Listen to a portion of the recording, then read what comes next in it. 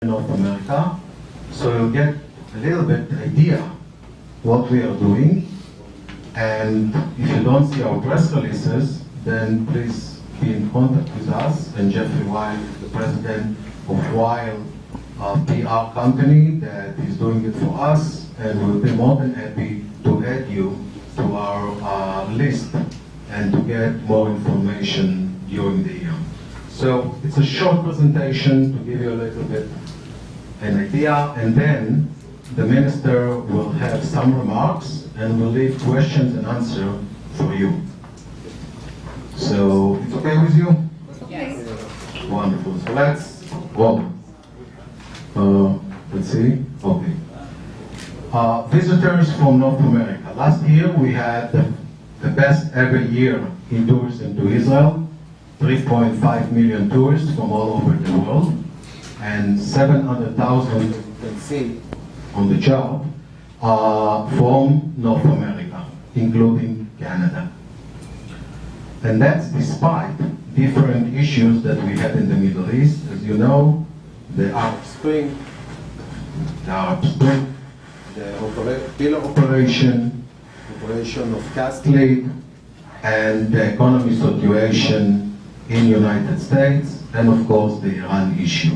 Despite that, we had a very good year, and I hope that we will have a better year in 2014.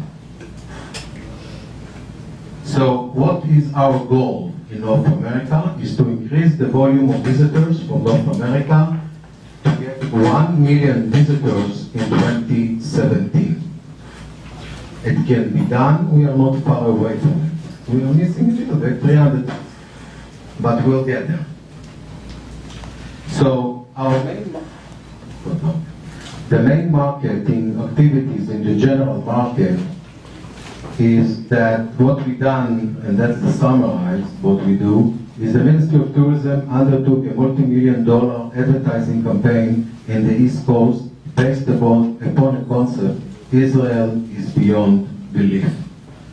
We print advertisement appeared in leading travel publication and newspapers in the New York tri-state area. A web-based destination campaign appeared on travelzoo.com with a message that Israel with Jerusalem at its heart is an utterly unique and phenomenal travel destination. We create a new online travel agent academy providing expert training on tourism to Israel, and more than 1,000 agents already took this course. And it's very important for us to educate the travel agent. We use Facebook campaign and TravelZoo campaign involved several tour operators in the United States offering Israel packages to the general market for 4 weeks to 13 million subscribers.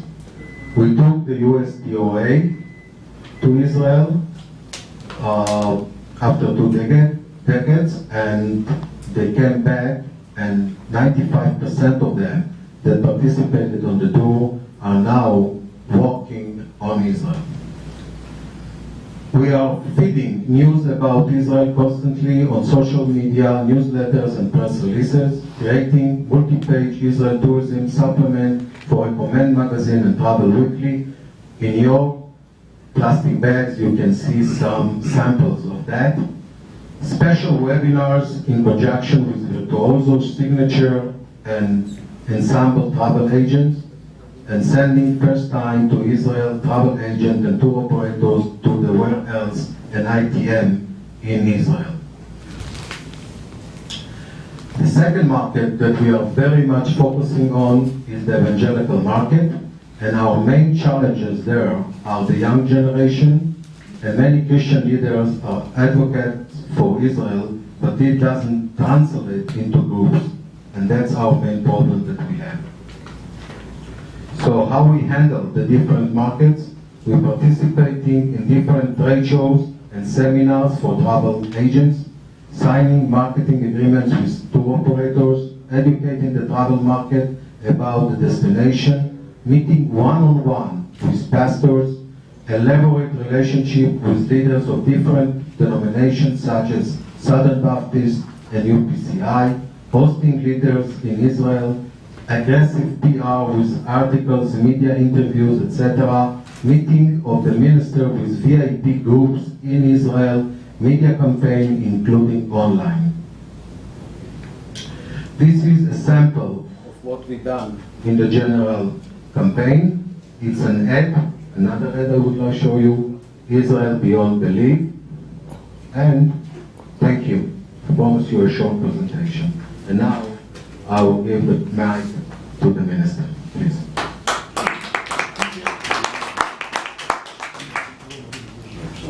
Thank you very much. In fact, each time I'm visiting the United States, once again I feel at home. It's not just a personal matter.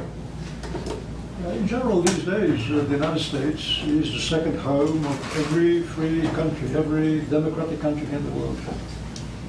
And I believe that the citizens of the United States should feel that way, what others in the world feel about the United States. I must say that in particular,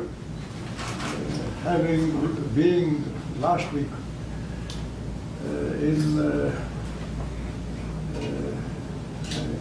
landing in Israel about 4 days ago, after visiting Nashville, Tennessee. Once again, I'm back here, as one feels at home, and he goes back and forth. In fact, as I know, not only Israelis feel very well here in the United States, but also tourists who come to Israel feel very well in our country.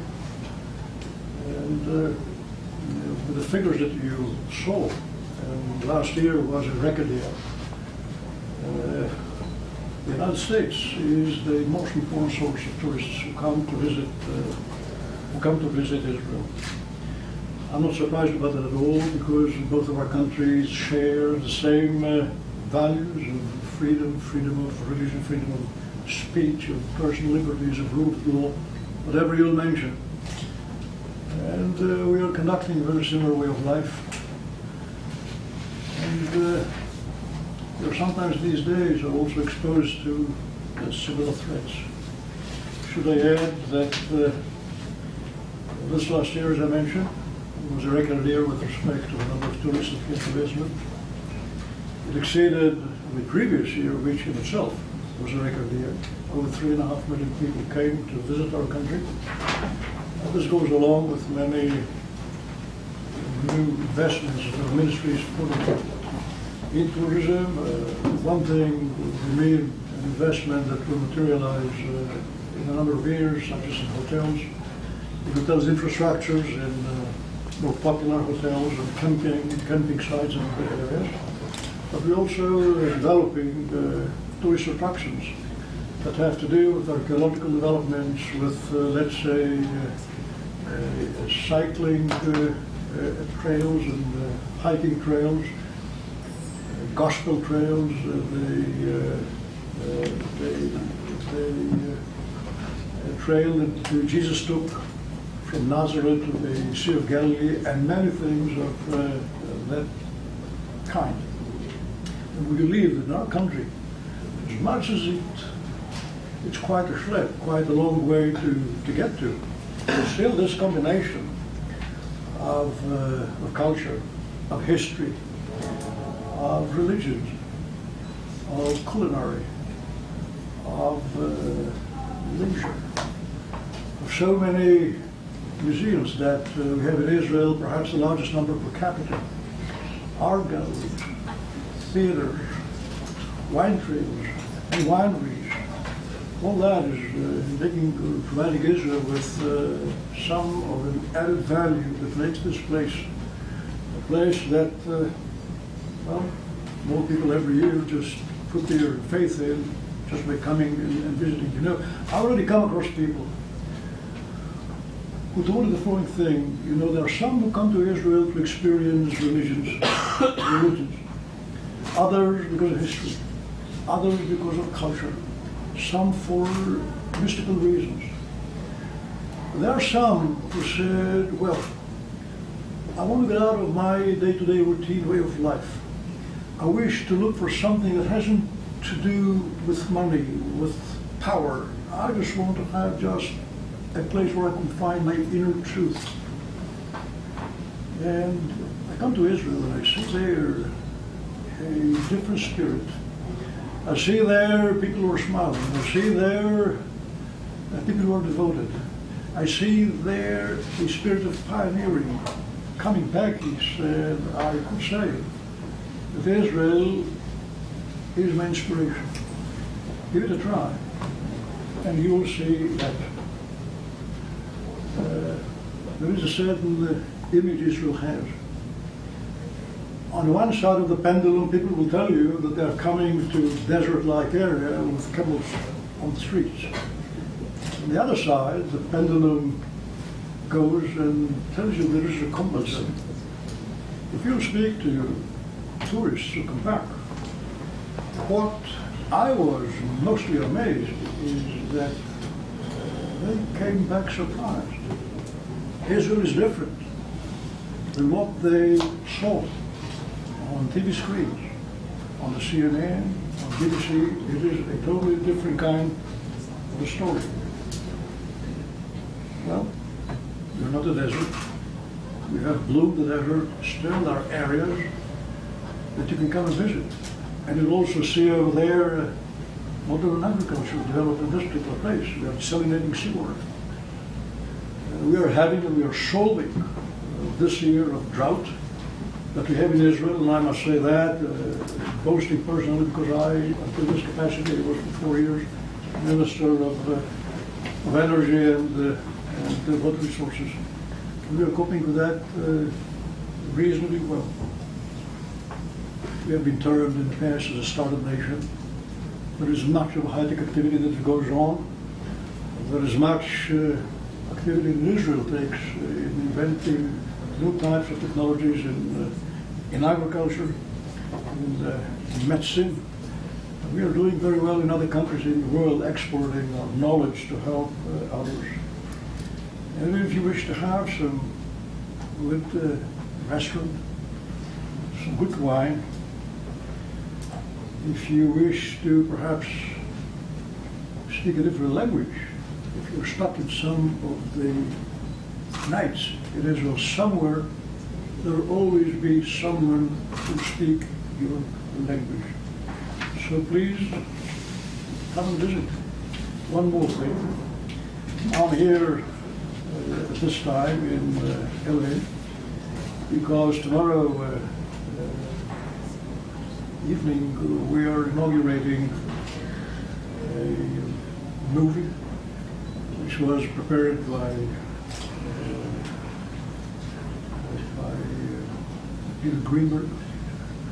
It's called The Real Tour, in which the Prime Minister of Israel, Mr. Benjamin Netanyahu, is touring the country from one interesting place to a more of an interesting place, combining history, with culture, with traditions, with vistas, with the sea, with a number of seas. We have the Mediterranean, the Sea of Galilee, the Dead Sea, the Red Sea. Well, that's what we're doing tomorrow, and I'm accompanying him there. This goes along with an additional effort that we are conducting through our ministry, and this is trying to make Israel in future years a place where movies would be shot, shoot, how do you say? Shot. Right? There is, we just have been in touch with Universal Studios and NBC in order to shoot in Israel and Jerusalem a movie called The Digs. I don't know exactly what the details of that is. This will be the discretion of the people who are doing that. But again, in addition to a Chinese movie called Old Cinderella, and I had the pleasure to host their team that was in Israel last summer. Let me say, perhaps we'll see something of a new attraction in Israel in the future. I guess I've already took much of your time. The more important thing is not what I was interested to present you with, but rather questions. Let me warn you, you are probably going to have tough questions. I do not have good answers to perhaps all the questions, but I'll do my best. Thank you very much. Thank you.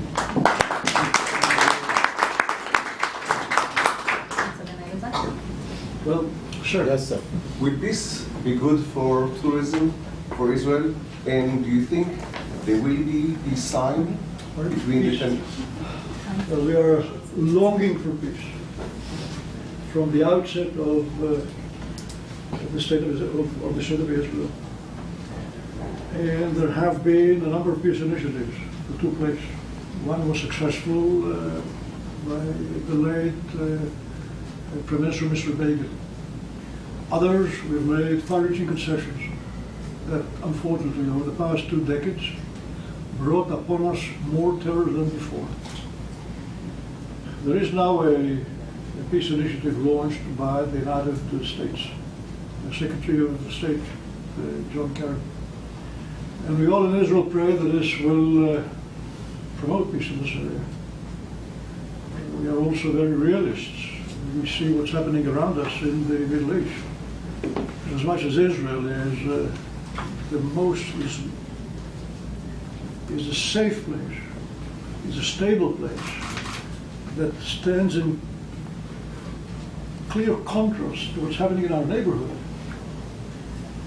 We still wish that any agreement that will be signed between us and the Palestinian people will be such that will hold water in it and will really pave the way to future peace. That's what we all pray for in Israel. At the same time, in the Middle East, we have just to make sure that if something goes wrong, we should not be exposed to the reality that is taking place in Syria, in Lebanon, in Iraq, and the rest. So, as much as there is no mercy for the weak in the Middle East, we are doing whatever possible to get to peace. And of course, if there will be peace, there will be more tourism. However, even if in its absence, the fact of the matter is that if tourists come to Israel, they'll find a country where it is not only safe to go to get lost midnight somewhere, you'll find your way safely back to a hotel. But when you wake up in the morning, you will see mothers sending their kids to school unescorted. That's Israel. So. Yes, ma'am. Can you introduce yourself, please? Yes, my name is Darlene Donlow. I'm with Black Meetings and Tourism Magazine. And my question is, of the 700,000 people who visited, can you break it down? I'm trying to get how many of those 700,000 were African American that came. And my second question is, how do you plan to get the evangelicals to come to Israel? I know that my church comes at least every other year, probably I think every year. My church goes to Israel. So I'm trying, can you talk about how you plan to target the evangelicals, and also if you can break down how many African Americans come? I do not know to tell you the figures, simply because most of the information we can have from the statistics that we gather. And you cannot ask people too many of detailed questions because of privacy reasons. What we do know is roughly 25% of those who come are Jews, around 50% are Christians, and the rest of the 25% are roughly from either unidentified who didn't want to disclose or tell what they are. We cannot tell amongst them how many African Americans are there. I can only tell you that last Friday, this Friday, I made my way to Jerusalem to meet a delegation, a high-level delegation of African American pastors from the Chicago area. It was led by Reverend Tyson and Reverend E.T. And there was a reverend from Sacramento, it's not from Chicago area, who came there too. And I came to welcome them as the touring, the visiting of Israel by African Americans is highly important to us. We wish to see them more than we just like to see them. But as to figures, unfortunately, I can't provide you with. I don't have them. To answer the second question is how we tackle the Christian market. Well, this is a strategy that was approved by the ministry and the minister, and this is a long strategy. Part of it, I told you what are the challenges, but we are in constant contact with many leaders from different denominations. We are trying, and we succeeded, to penetrate to different denominations and to bring their boards to Israel, to see Israel with their own eyes, to understand what are problems, and go back and bring the message back to their people.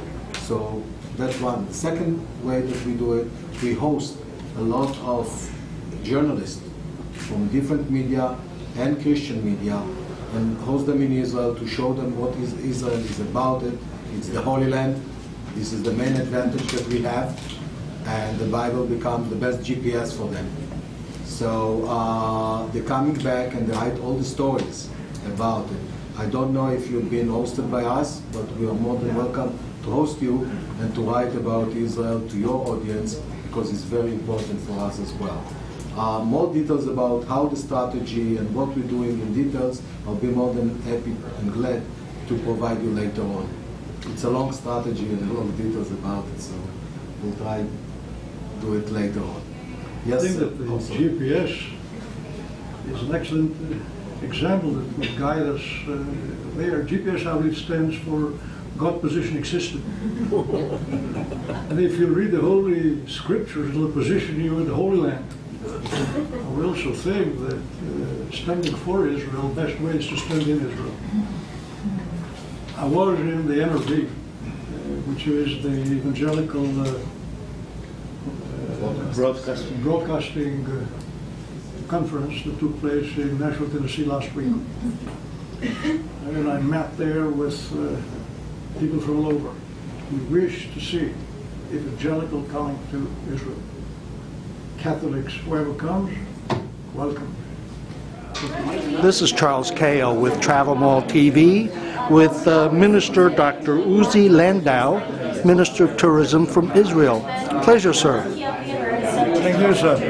It's refreshing to hear a Minister of Tourism with so much experience in, as you call it, politics and in Israel, having held so many prior positions.